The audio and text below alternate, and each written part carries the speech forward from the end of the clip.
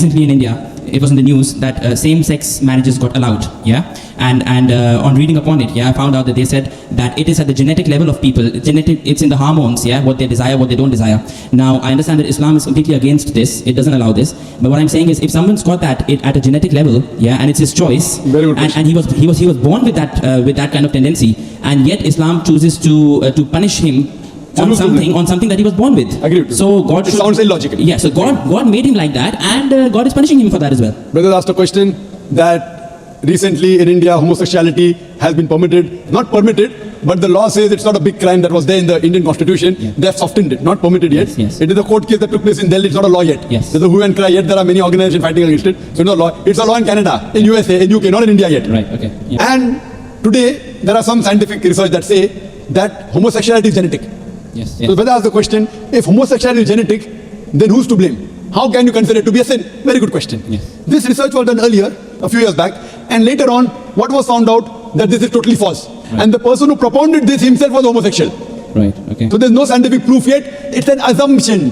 Right. Science doesn't testify yet that homosexuality is genetic. Right. In fact, Qur'an says in Surah Araf, chapter number 7, verse number 81, which says that do you have lust for men more in preference to women? Homosexuality. Yes. Talking about Qawm Lut. Yes. It is prohibited in the Bible, also talking about Lut alayhi salam. Yes. Also in the Quran it is prohibited. Yes. Homosexuality is prohibited completely. Right. It is the assumption that it's genetic. It's not genetic at all. How does it happen? I'll tell you. Yeah. The psychology, they tell us that once you overdo a thing, you start losing the pleasure. Right. So what God has permitted, the normal sexual way of life, you start overdoing it. You start doing unnatural things. Right. What God has permitted natural things, you do unnatural. You start doing from the reverse side. So once you get fed up of doing it so often, that's the reason scientific research says a person who has no extramarital affairs enjoys the sexual life with his wife and husband the maximum. Yeah, but this tendency is found in small children. I mean, yeah. So I mean, they have not got married yet or tasted it. Let me complete. Yeah. Yeah. We'll come to children later on. First, I'm talking about the adults. Yes. How it comes in children, I'll tell you it. Okay. So what happens is once you start overdoing it, you want to enjoy more. So that thing what is normal doesn't excite you any longer. Then you start doing unnatural things. It's not genetic. Right. Talking about children. Yeah. How it comes in children. It doesn't just come out from birth. It's not from birth. Yeah. Because they watch pornographic movies. Right. They watch blue films. It's haram.